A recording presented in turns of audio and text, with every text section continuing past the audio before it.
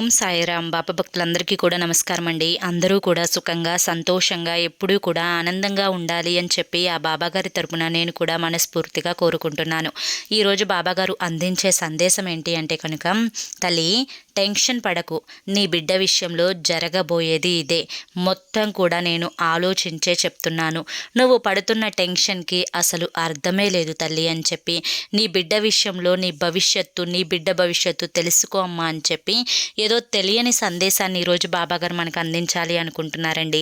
మరి ఆ సందేశం ఏంటో మీరు పూర్తిగా తెలుసుకోవాలి అనుకుంటే కనుక కింద @సాయి పిలుపు అని చెప్పి ఛానల్ పేరు కనిపిస్తుంది కదండి.